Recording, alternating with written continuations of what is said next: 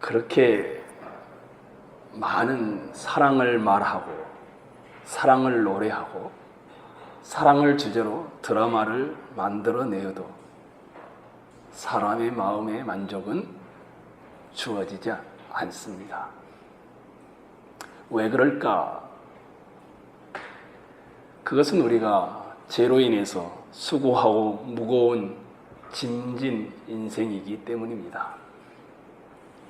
하나님의 형상대로 만들어진 우리가 물질이 아무리 많아져도 사람들이 아무리 사랑을 그럴싸하게 표현해도 범죄한 사람의 작품으로 만족하기 어렵습니다.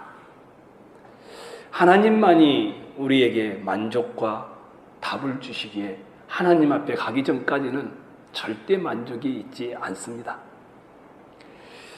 우리라는 이 물질과 영혼으로 된 이 존재가 하나님의 형상으로 만들어져 있기 때문에 제품이 고장나면 하나님만이 그 부속품을 만들어내고 하나님만이 필요한 것들을 공급할 수 있는 분이시기 때문입니다.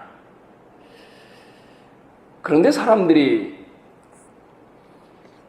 자기 놀이에 빠져 있죠. 스스로 만들어낼 수 있다고 생각하고 평생 만들어내지도 못하는 일에 노력하고 좌절하고 고민하고 고뇌하면서 하나님 앞에 돌아오지 않습니다.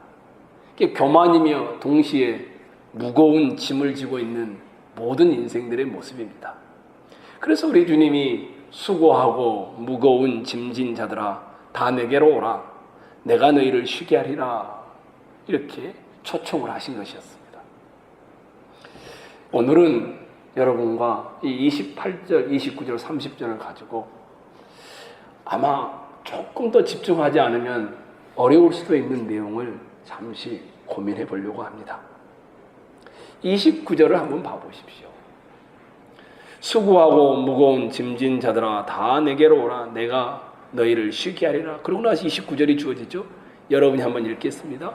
시작.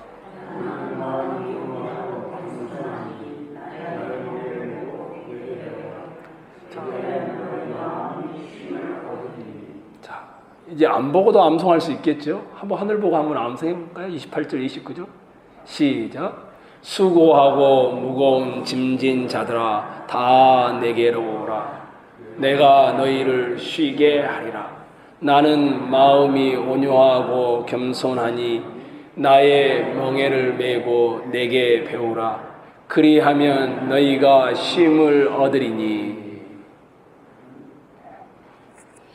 아마 다음번에 하면 이제 30절까지 다 할 수 있을 겁니다. 이 29절이 의도하는 바는 뭘까요? 나는 마음이 온유하고 겸손하니 나의 멍에를 베고 내게 배우라. 그리하면 너희 마음이 쉼을 얻으리니. 수고하고 무거운 사람 여러분 다 초대를 했습니다. 예수님이. 그렇죠? 자기 스스로 사랑을 행복을 만들어 보려고 성공을 만들어 보려고 하는데 안 되는 수많은 사람들을 예수님이 초대하신 것입니다. 초대하는 분의 마음이 어떻다고 합니까? 온유하고 겸손하다. 일단 이 말씀은 무슨 말일까요? 마음이 온유하고 겸손하다는 것은 칼로 거칠고 때려 부수고 책망하고 심판하고 잘못된 것을 끄집어내고 이런 분이 아니라는 것이죠.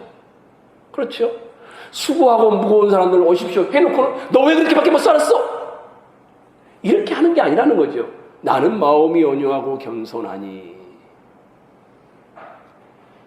나 심판하러 오지 않았다. 난 너희가 잘못된 거 꾸중하러 오지 않았다. 나는 싸매러 왔다. 그러니 돌아오라. 이런 말이겠죠. 내가 너희한테 무슨 대가를 바라지 않는다. 이렇게 착하게 살면 너 구원해 줄게. 이런 말이 아니다. 그런 조건 안 걸었으니까 돌아와라. 이런 의미입니다. 하나님이 긍휼과 자비로 다 줄 테니까 그냥 와라. 이런 겁니다. 이게 온유하다, 겸손하다, 나는 마음이 온유하고 겸손하다, 이 말 안에 수고하고 무거운 짐진 인생들을 향하여 초청할 때 들어있는 의도입니다. 16절 이하부터 쭉 여러분이 떠올려 보십시오. 왜 내가 원하는 대로 안 놀아줘? 아이들 장터에서 그랬지 않습니까? 자기 놀이에 빠져있고, 자기가 하는 대로 예수님이나 세례요한이 안 해주니까 세례요한과 예수님도 거절하는, 수많은 자기 스스로 자기가 신이 되어 살아가는 수고하고 무거운 짐진 인생들, 자기에게 필요한 모든 것을 하나도 만들어낼 수 없음에도 불구하고 그 유일한 해답이심 하나님 앞에 돌아와 복을 받기를 거절하고 있는 그런 자들. 근데 뭐라고 합니까? 나 너희들 그런 너희의 잘못들 심판하지 않겠다. 내가 은혜로, 사랑으로, 긍휼과 자비로 마음이 온유하고 겸손하니 내가 초청하는 것이니까 와라. 이런 의도입니다. 감싸겠다라는 겁니다. 사랑으로, 은혜로. 1부터 10까지 네 걸었는데 너 1번은 지켰고 2번은 안 지켰고 3번은 지켰고 4번은 안, 이렇게 따지지 않겠다라는 겁니다. 은혜의 품에 돌아오라는 것입니다. 이게 나는 마음이 온유하고 겸손하니 이 말 안에 들어있는 수고하고 무거운 짐진 자들을 향한 초청입니다.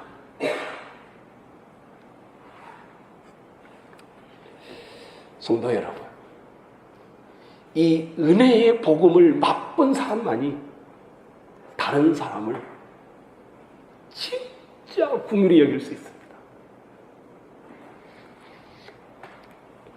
혹시 누가복음 15장에 가면 두 아들이 나옵니다. 그렇죠? 그걸 일명 탕자의 비유라고 하죠. 둘째 아들이 아버지 다 주십시오. 내 몫을 주십시오. 그리고 먼 나라로 가서 다 탕진해 버립니다. 이 둘째 아들은 나쁜 놈이죠. 아버지가 살아있는데 아버지의 재산을 달라고 했으니까. 그렇죠. 탕진해서 유대인들은 할 수 없는 대지율이, 대지는 불결한 운동입니다. 할 수 없는데 그 죽음을, 거기 나오는 그 음식을 집어먹고 살아간다. 그러다 보니까 아버지 그 집이 그리운 겁니다. 내가 아버지 집에 돌아가야 되겠다. 아버지여, 내가 죄를 지었사오니 이제 종의 품꾼 중에 하나로 보시옵소서 하고 돌아왔습니다. 아버지가 멀리서 돌아오는 걸 보고 막 뛰어나가서 품에 안아줬습니다. 그리고 반지를 끼워주고 옷을 갈아입히고 송아지를 잡아 잔치를 합니다. 근데 제가 보고 싶어서는 그게 아닙니다. 형님입니다. 형님은 아버지와 늘 옆에 있었던 사람입니다. 늘 옆에 있었어요. 한 번도 아버지의 말을 거역하지 않았을지도 모릅니다. 근데 일을 갔다 왔는데 집에서 잔치가 벌어진 겁니다. 집에를 들어가지 않습니다. 종이 하나가 와서 말합니다. 이러이러해서 당신의 아버지께서 죽었던 둘째 도련님이겠죠, 이 종한테는. 돌아와서 잔치를 합니다. 꼼짝도 않습니다. 아버지가 나옵니다. 내가 아버지와 평생 함께 있었는데 염소 한 마리도 나를 잡아주지 않더니 저 다 탕진하고 돌아온 둘째 아들은 이렇게 큰 잔치를 하니까 이렇게 막 하죠. 그때 뭐라고 합니까? 아버지가 네 동생은 죽었다가 살아났다. 그리고 내 것은 다 너의 것이 아니냐. 대부분의 종교인들이 둘째 아들이 아니라 첫째 아들과 같습니다. 이 첫째 아들은 늘 아버지 옆에 있는데 사실은 이 아버지의 품 안에 있는 은혜를 모릅니다. 이 둘째 아들은 아버지를 너무 멀리 떠나버렸는데 돌아오니까 아버지의 품이 얼마나 은혜로웠는지를 그때서 알게 됩니다. 은혜를 알면요, 다른 사람을 긍휼히 여깁니다. 같이 기뻐합니다. 죽었던 내 동생이, 아버지 품을 떠났던 내 동생이 돌아왔네. 너무너무 좋아합니다. 이것을 모르면 항상 칼을 갑니다. 왜 그것밖에 못 살아? 왜 그렇게밖에 못해? 성도 여러분, 나는 마음이 온유하고 겸손하니 나에게 와서 힘을 부리라 주님이 초청하고 있습니다. 심판하지 않을 테니, 책망하고 꾸중하지 않을 테니 주님의 이 초청 앞에 나오라는 것입니다. 여러분 모두가 나가서 이 거저주시는 은혜를 누리기 바랍니다. 그때 비로소 여러분은 뭘 하냐면 옆에 있는 사람을 향하여 은혜가 무엇인지 흘려보내게 됩니다. 막 째려봤던 눈이 아니라 넉넉히 기다려주고 거칠었던 입술이 아니라 그를 향하여 긍휼의 마음을 가지게 되는 것입니다. 누가요? 은혜로 받아줬다는 것을 경험한 사람만이 가능한 겁니다. 여러분 모두가 이 은혜의 바다에 들어가시기를 간절히 소망합니다. 수고하고 무거운 짐진 자들, 자기에게 필요한 모든 것을 스스로 만들어낼 수 없음에도 유일한 해답이신, 유일한 복의 근원이신 그 아버지께로 돌아오지 않는 자들, 하나님이 책망하지 않고 꾸중하지 않고 비판하지 않고 심판하지 않고 나는 마음이 온유하고 겸손하니 은혜와 공일로 감싸주겠다, 그러니 오라고 합니다. 그런데 이게 여기까지는 참 좋아요. 근데 약간 모순이 일어나요. 이게 약간 어렵죠. 다시 29절 한번 여러분이 보십시오. 29절 시작.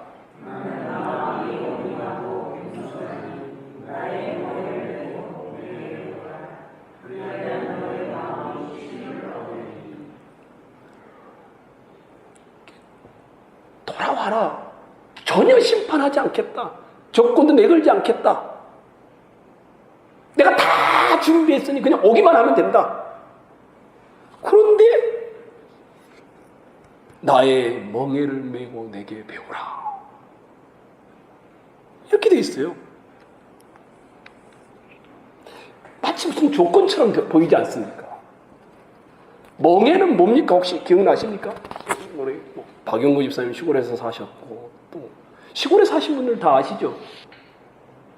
멍에가 뭡니까? 그렇죠. 소 등에다 해가지고 소를 조정하는 거죠. 우리나라만 그런 게 아니고 유대인들도 가축들을 제어할 때 쓰는 기구가 멍에였습니다. 소를 밭갈가기 위해서는 목에 나무로 만든 멍에를 씌워 제어를 하는 것입니다. 성경에 쓰여있던 1세기 당시에도 이 멍에란 말을 쓸 때는 가축을 조종하고 주인이 원하는 대로 움직이려고 하는 거구나, 이렇게도 쓰였지만 이 멍에란 말 안에는 어떤 규칙 아래에서 교육을 받을 때도 이 멍에란 말을 썼습니다.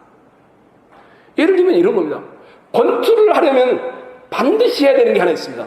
우리 남자분들이 많지는 않지만 권투를 하려면 반드시 해야 되는 게 하나 있어요. 뭡니까? 체중 조절을 해야 됩니다. 체중 조절. 아무리 권투 실력이 뛰어나도 체중 조절에 실패하면 아예 나가지를 못합니다. 시합에. 체중 조절은 이 권투 선수에게는 멍해입니다. 또 있죠.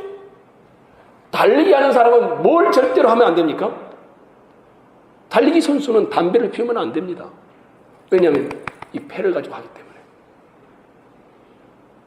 이런 것들은 그 선수만이 가지고 있는 멍에에 해당하는 것입니다. 마치 그런 것과 똑같습니다.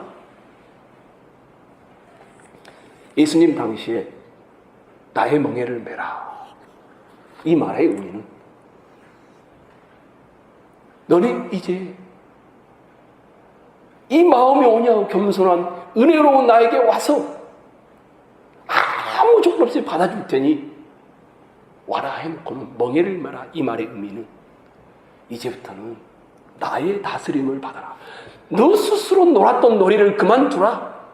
이런 말입니다. 너의 일부분만 내 다스림을 받고 일부분은 세상의 다스림을 받고 이게 아니라 내게 속하여 나의 다스림과 나의 가르침을 따라 살아가라. 아까 우리 장로님이 기도할 때 그랬잖아요. 복음이 중심에 있었는가. 그렇죠? 그 말입니다. 이 온 인생을 이제는 주님의 다스림을 받고 살라. 이 말이 나의 멍에를 메고 내게 와서 배우라는 말입니다. 왜냐하면 우리를 다스리시는 예수님께서는 심령이 온유하고 겸손하시기 때문입니다. 혹시 기억나십니까? 목소리를 높이지 아니하며 상한 갈대를 꺾지 아니하시며 꺼져가는 등불을 끄지 아니하시는 우리 아버지 하나님. 이사야서 42장에 나오는 말씀입니다. 이런 분이 아무리 죄 많은 자라 할지라도 징벌을 받아 죽어 마땅한 자 할지라도 책임을 묻지 않고 내가 너를 불쌍히 여기니 내게 와서 이제는 하나님 나라의 다스림을 받아라. 이 말이 나의 멍에를 메라. 이런 의미가 되는 것입니다. 조금 더 이것을 여러분들에게 설명을 하려고 합니다. 왜냐하면 일반적으로 설명하다고 약간 다르기 때문에. 우리 요한복음, 예수님이 정확하게 어떤 의도인지 요한복음 8장 29절을 가보겠습니다. 요한복음 8장 29절입니다.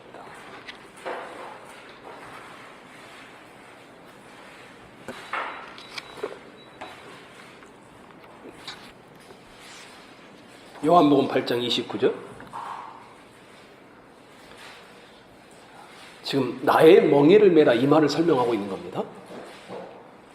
요한복음 8장 29절 옆에 분들 같이 찾으시죠. 함께 읽겠습니다. 시작.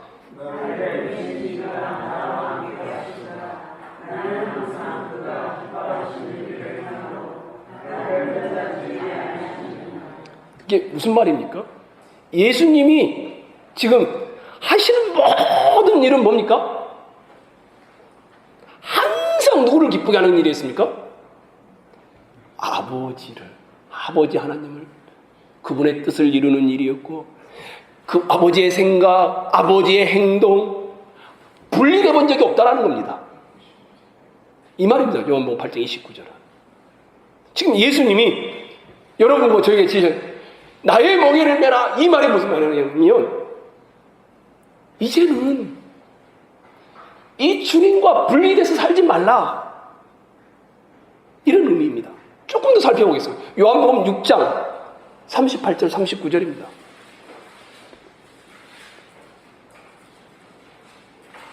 바로 앞에 있죠. 요한복음 6장. 요한복음 6장입니다. 38절 39절 시작. 내가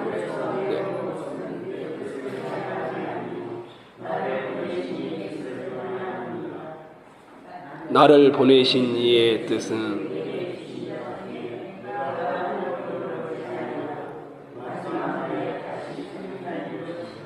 자, 예수님이 뭐라고 합니까? 하늘에서 내가 내려왔다. 근데 아버지의 뜻을 한 번도 어겨본 적이 없는 겁니다. 자기 뜻대로 해본 적이 없는 겁니다. 항상 나를 보내신 분의 뜻대로 내가 했다. 지금 그 말을 하고 있는 겁니다. 이게 멍해인 겁니다. 인생의 일부분만 하나님을 믿으면 좋으니까, 그리고 인생의 남은 부분은 자기가 원하는 대로 이러지 않았다라는 겁니다. 이거 조금 더 한번 이야기해 볼까요? 혹시 예수님이 처음에 금식을 하고 나서 누구에게 시험을 받습니까? 사단에게, 마귀에게 시험을 받죠. 세 가지 시험을 하죠. 첫 번째 뭐였습니까? 돌 들어? 예. 그런 것들. 두 번째, 세 번째도 다 비싼 것들입니다. 이 세 가지 시험이 다 뭡니까? 나한테 절하기만 해봐. 내가 천하를 다 주어버릴게. 저 뛰어내려봐. 너 하나님이 보온다며 다 맞춰줄 거야. 뭘 말하는 걸까요? 내가 하나님의 아들이니까 너의 힘, 너의 능력, 내가 원하는 대로 하나님의 아들임을 증명하면 되는 거 아니겠어? 이런 시험이었습니다. 배가 고플 대로 고팠는데 돌을 떡으로 만들어 얼마든지 먹을 수 있지 않겠습니까? 성경 꼭대기 뛰어내린다 해서 천사들이 받쳐주지 않겠습니까? 근데 예수님이 그걸 다 거부합니다. 말씀을 가지고 다 거부합니다. 왜요? 아버지가 예수님에게 원하는 그 멍에는 그게 아니었습니다. 십자가를 지심으로 메시아임을 드러내는 것이었습니다. 그냥 영광 받는 것이 아니었습니다. 그러니까 예수님이 그걸 다 거절한 겁니다. 십자가를 지셔야 했습니다. 그가 예수님이 걸어야 한 고달픈 인생의 것을 채우려야 했습니다. 예수님이 외면하지 않습니다. 돌로 떡을 만드는 일을 거부합니다. 하나님이 그에게 줄이시며 피곤하며 조롱받으시며 오해받는 모든 길을 예수님이 직접 다 걸으십니다. 왜? 십자가 베드로가 칼을 빼서 길을 잘랐지 않습니까? 예수님이 뭐라고 합니까? 칼을 다시 꽂으라고 하죠. 그러면서 내가 12영 드는 하늘의 군대를 내고 위해서 내가 이들을 못 치겠느냐? 근데 그것이 아버지의 뜻이 아니라고 합니다. 힘의 방식으로 하지 않는 것. 나의 멍에를 베고 내게 베우라. 이 말의 의미는 이 모든 것들이 이제는 전부가 주님의 방식으로, 주의 다스림의 방식으로 살라라는 의미입니다. 그러면서 내게 배우라는 겁니다. 내게 배우라는 겁니다. 십자가의 방식의 길을 가자라는 겁니다. 이것이 멍에입니다. 예수님의 멍에이며 우리에게 요구하는 멍에입니다. 우리의 수고하고 무거운 짐은 우리가 해결할 수 없는 일을 지고 있는 짐이라면 예수님께서 우리에게 요구하는 이 짐은 나중에 30절을 보면 쉽고 가볍다라고 합니다. 그래서 이 멍에는 내 멍에는 쉽고 내 짐은 가벼움이라 이렇게 표현하고 있습니다. 하나님 앞에 은혜로 받아주시는 그분 앞에 돌아와 수고하고 무거운 짐을 내려놓으면 무슨 일이 벌어지냐면 마음이 온유하고 겸손한 이 은혜로우신 분의 이 은혜가 들어오기 시작하면 이 십자가의 길이 멍에가 감사와 자족과 기쁨으로 받을 수 있게 된다는 것입니다. 이것은 단지 불신자가 신자가 되는 과정에서만 필요한 일이 아닙니다. 예수를 믿고 있는 여기 계신 여러분 모두에게도 끊임없이 이 일에 직면하게 됩니다. 우리 한 군데 한번 찾아보도록 하겠습니다. 요한계시록 3장입니다. 요한계시록 3장.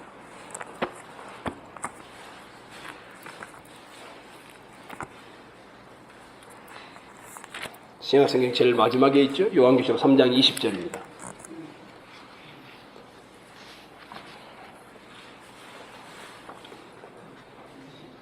예, 3장 20절 볼지어다 내가 문 밖에서 시작. 볼지어다 내가 문 밖에 서서 두드리노니 누구든지 내 음성을 듣고 문을 열면 내가 그에게로 들어가 그와 더불어 먹고 그는 나와 더불어 먹으리라. 이 말은 어디에 나오는 것인 줄 아시죠? 어느 교회 편지하고 있는 내용입니까? 14절 봐보십시오. 라오디게아 교회. 이게 무슨 말입니까? 불신자에게 편지하고 있는 내용이 아닙니다. 신자에게 말하고 있는 겁니다. 신자에게. 15절에서 19절 한번 봐보시죠. 제가 읽어드릴게요. 내가 내 행위를 아노니 내가 차지도 아니하고 뜨겁지도 아니하도다. 내가 차든지 뜨겁든지 하기를 원하노라. 내가 이같이 미지근하여 뜨겁지도 아니하고 차지도 아니하니 내 입에서 너를 토하여 버리리라. 내가 말하기를 나는 부자라 부유하여 부족한 것이 없다 하나 내 곤고하는 것과 가련한 것과 가난한 것과 눈먼 것과 벌거벗은 것을 알지 못하는도다. 내가 너를 권하노니 내게서 불로 연단한 금을 사서 부유하게 하고 흰옷을 사서 입어 벌거벗은 수치를 보이지 않게 하고 안약을 사서 눈에 발라 보게 하라. 물은 내가 사랑하는 자를 책망하여 징계하노니 그러므로 내가 열심을 내라 회개하라. 이렇게 말한 다음에 볼지어다 내가 문 밖에 서서 드리노니 이런 말을 하고 있는 겁니다. 이 말의 의도는 이사야서 14장에서 사도 요한이 인용해서 가져온 것입니다. 바벨론 왕이 느부갓네살이 자기가 굉장히 높다고 생각한 겁니다. 근데 하나님이 뭐라고 하냐면 너 높지 않아. 너 가장 낮은 자리에 있어. 세계를 제패하는 왕인데 하나님이 그렇게 말하는 겁니다. 너 옹부에 떨어진다? 경고를 하죠. 이 말을 지금 하고 있습니다. 나는 부자라. 17절에 그러겠습니다. 부유하여 부족한 것이 없다. 근데 하나님이 뭐라냐? 아니야, 너 가난해. 너 공고한 것과 가련한 것과 가난한 것과 눈먼 것과 벌거벗은 것을 너 왜 그렇게 모르니? 너 가난하다, 너 벌거벗었다, 너 공고하다, 너 비참하다. 하나님이 그렇게 말합니다. 누구에게요? 믿고 있는 신자에게, 라오디아 교회 성도들에게. 신자임에도 가난하고 벌거벗었고 곤고하고 가련하고 비참하고 회개하라고 합니다. 그러고 나서 뭐가 나옵니까? 볼지어다 내가 문 밖에 서서 두드리노니 이 말이 등장하고 있는 겁니다. 이제 신자일지라도 하나님의 통치를 전적으로 받지 않을 수도 있다는 겁니다.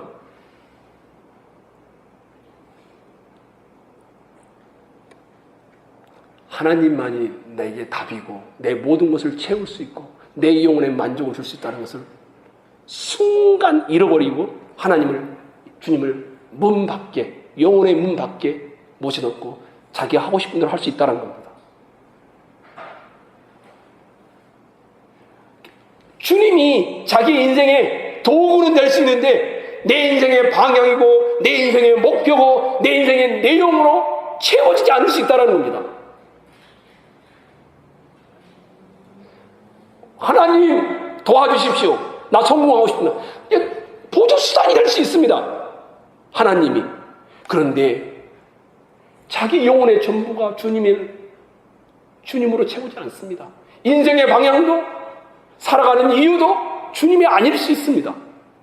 그래서 주님은 볼지어다 내가 문 밖에 서서 두드리노니 열어라 제발. 나는 너의 일부분이 아니라 너의 전부와 함께 하겠다는 겁니다. 지금 그 말을 하고 있는 것입니다. 사람이 언제 고통이 오는 줄 제가 경험을 해보고 곰곰이 생각을 해보면 여러분은 사람의 고통이 언제쯤 온다고 생각하십니까? 제가 경험한 바로는 욕심을 낼 때 옵니다. 욕심 낼 때. 자존심을 세우면서 세상에서 대접받고 싶은 겁니다. 세상의 것을 욕심내면은 끝이 없습니다. 조금 솔직하게 우리 한번 이야기해 볼까요? 가장 이 세상을 사는데 필요한 게 뭡니까?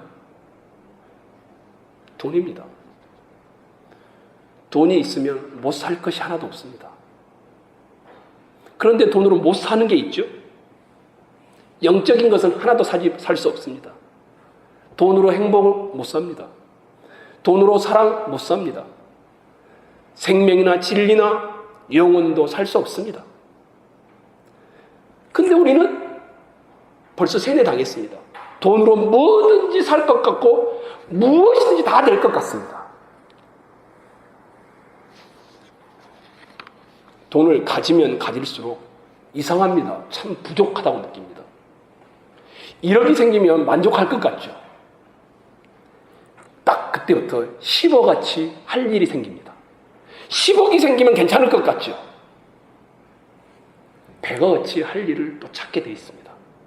그래서 강북에 살다가 강남으로 가고요. 강남에 살다가 또 좋은 데로 가고요. 자족하는 마음이 이 마음으로 돌아가지 않으면 안 됩니다.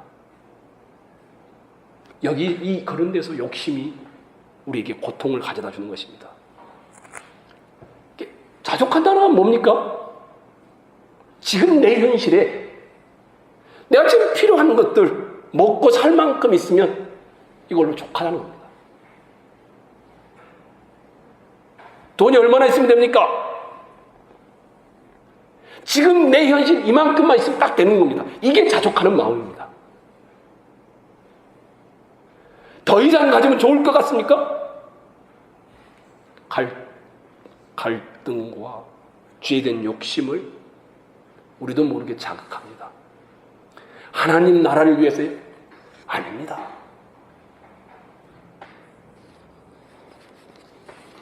자족하는 마음이 어디서 생길까? 수고하고 무거운 짐진 자들아 다 내게로 오라. 주님의 온전한 통치를 받고 그 주님의 멍에가 내 멍에가 되면 자족함이 생깁니다. 그래서 마음의 평화가 이루어집니다. 어떤 사람이 예수를 가장 잘 믿는 사람이냐? 어떤 사람이 가장 행복한 신앙이냐? 누가 저한테 물어본다면 한마디로 감사를 지금 할 수 있는 사람. 자족하면요, 지금의 내 자녀, 지금의 내 남편, 지금의 내 아내, 지금의 이 교회, 모든 것이 감사합니다. 근데 자족하지 않고 욕심이 들어오면 항상 불만입니다. 어떤 사람이 나눠줄 수 있을까요? 자족하는 사람만이, 나는 이걸로 족하다는 이 마음이 있는 사람만이 나눠줍니다. 이 마음이 없으면 나눠주면서 누가 나를 봐주지 않나? 그건 나눠주는 것이 아니죠. 자기 영광을 생각하는 것이죠. 하나님께 드리면서도 하나님 나 이만큼 드렸으니 봐주지 않을 겁니까? 이거 하나님께 드린 게 아니죠. 자기 영광을 드러내는 것이죠. 신앙은 수고하고 무거운 짐진 자들아 다 내게로 오라. 내가 너희를 쉬게 하라. 왜냐하면 나는 마음이 온유하고 겸손하니. 이 은혜에 빠져들면 내게 주어진 멍에가 이 십자가의 길이 너무 감사한 겁니다. 아, 하나님 나를 이렇게 만들어 놓으신 이 키 작고 벌품 없고 못 배우게 만들어 놓고 이게 주님이 나를 은혜로 여기까지 있는 것이, 이게 감사한 겁니다. 내 자식들이 다 성공을 못했는데 정말 가난하게 사는데 내가 이 은혜를 알고 있다는 것이 얼마나 큰 것인지 거기에 감사하는 겁니다. 어떤 사람이요? 진짜 인생의 무거운 짐이 무엇인지를 알고 마음이 온유하고 겸손하신 주님 앞에 나와 자기 인생을 내려놓은 사람이 그렇습니다. 사랑하는 오늘 이 수요 기도에 나오신 여러분, 저는 여러분 모두에게 마음의 평화가 있기를 간절히 소망합니다. 마음의 평화가 오면 건강해지고요. 마음의 평화가 오면 감사가 일어나고요. 마음의 평화가 오면 행복과 사랑이 보이기 시작합니다. 아니, 찾는 것이 아니고 보이기 시작합니다. 사랑은 남의 것을 빼앗는 것이 아니고 내 것을 내어줍니다. 언제 옵니까? 이 은혜를 알 때만 가능해집니다. 웃습니다. 넉넉해집니다. 언제 가능합니까? 마음이 온유하고 겸손한 이 주님 앞에 자기 인생을 전부를 내어놓고 주께서 말씀하신 멍에를 기쁨으로 받을 때만 가능한 것입니다.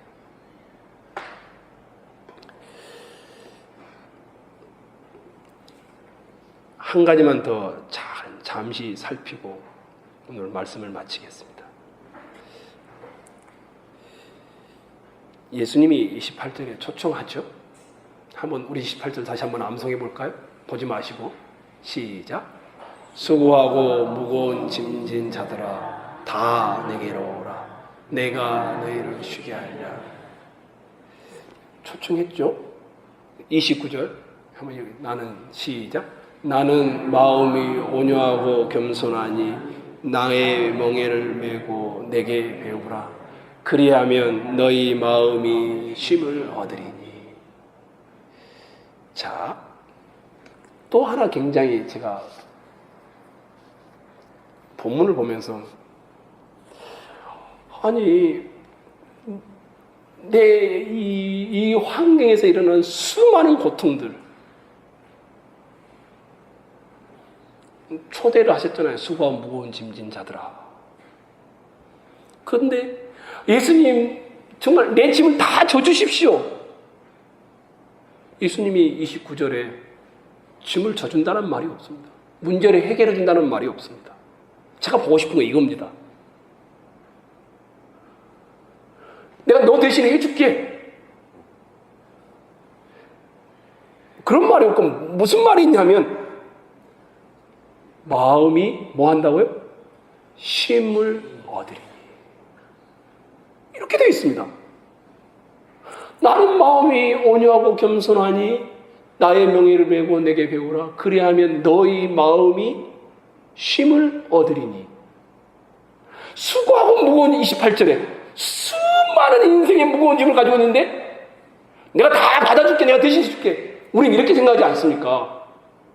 근데 29절이나 30절에 그런 말이 나오지 않습니다.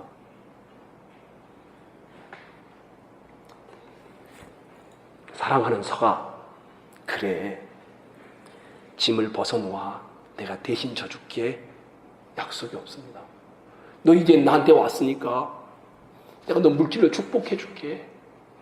너 지금 그 정말 그 좁디 좁은 집에, 그 더운 집에 살고 있는데 내가 시원한 아파트로 너 옮겨줄게.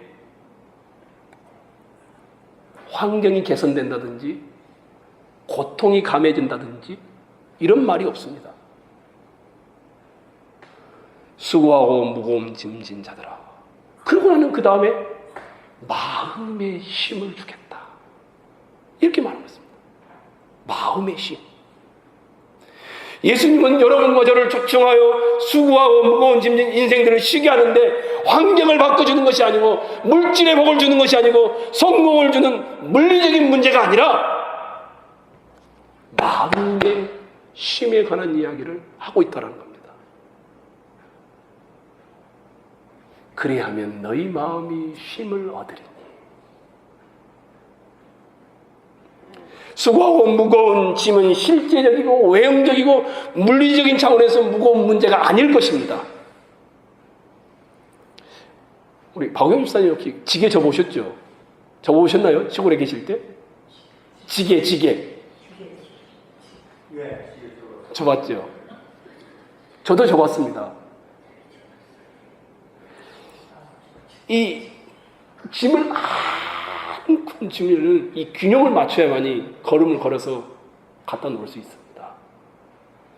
이 수고하고 무거운 짐은 우리가 늘 생각할 때 뭐냐면 이 지게의 짐처럼 외형적이고 또 물질적이고 이런 걸로 보통 우리가 생각합니다. 그렇죠? 내 환경의 고통, 내 인생의 문제의 고통. 근데 너희 마음이 쉼을 얻으리니 이렇게 말하면서 나의 멍에를 메고 내게 배우라. 그러면 쉼을 얻겠다. 그렇게 말하는 걸 보면 이 짐은 외형적인 짐보다 훨씬 더 사람을 짓누르는 마음의 평화를 가로막고 있는 짐들을 의미하지 않을까요? 30절에 그 한번 봐보십시오. 내 멍에는 뭐라고 합니까?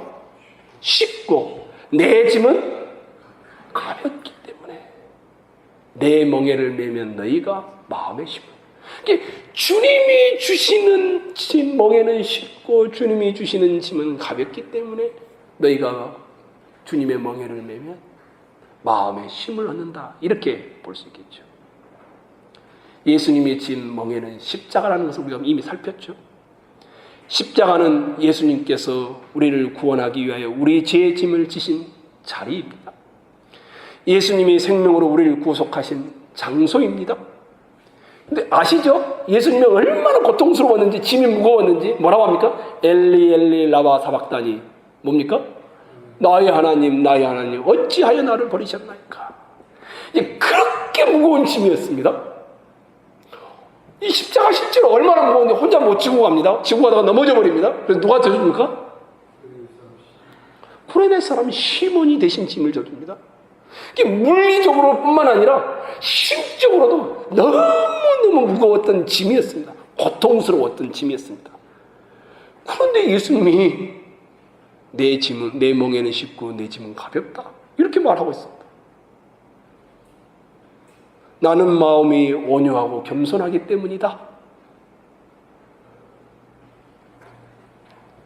온유하다, 겸손하다는 것은 뭘 의미하는가 하면 내 주인 되신 분의 긍휼의 처분을 나는 받겠습니다. 다른 말로 하면 아까 했던 것처럼 내 일부분이 아니라 내 전부를 온전히 주님께 맡기겠습니다. 이런 태도를 말하는 것입니다. 짐의 물리적인 무게나 짐의 심적인 고통이 가벼워진다는 의미가 아니라 마음이 온유하고 겸손함에서 표현되었듯이 자기가 인생을 지고 가는 그 짐이 주님을 모심으로 인하여 주님의 멍에를 맴으로 인하여 훨씬 쉬워지기 때문에 내 짐은 가볍고 내 멍에는 쉽다라고 표현하고 있는 것입니다. 예수님은 처음부터 아버지의 뜻을 전적으로 행하기 위하여 이 땅에 오셨고 우리를 구속하였습니다. 아버지의 뜻대로 육체적으로나 정신적으로나 고통스러운 길이었지만 한 번도 예수님은 억울해하신 적이 없습니다. 기뻐하시고 자원하셔서 예루살렘으로 올라가 죽으셨습니다. 혹시 기억나십니까? 사마리아 수가성 여인과의 대화 내용, 아마 예수님과 우물가에 앉아서 대화했던 내용 기억나시죠? 다 대화 끝나고 이 여인이 이 예수님을 보고는 메시아다 하고 동네로 들어갑니다. 그때 먹을 걸 찾아왔던 제자들이 예수님께 오죠. 예수님, 이 음식 좀 드십시오. 근데 예수님이 생뚱맞죠. 뭐라고 합니까? 난 먹었다. 난 너희가 모르는 양식이 있다. 그랬더니 제자들이 아니 우리가 없는 동안에 누가 주님께 먹을 걸 갖다 줬단 말인가? 근데 예수님이 이렇게 대답합니다. 아버지의 뜻을 이루는 것이 내 양식이니라. 성경에 그렇게 되어 있습니다. 아버지의 뜻을 이루는 것이 내 양식이니라. 우리 식으로 표현하면 밥 먹는 것보다 더 좋아하는 것이 아버지의 뜻을 이루는 것이라고 말합니다.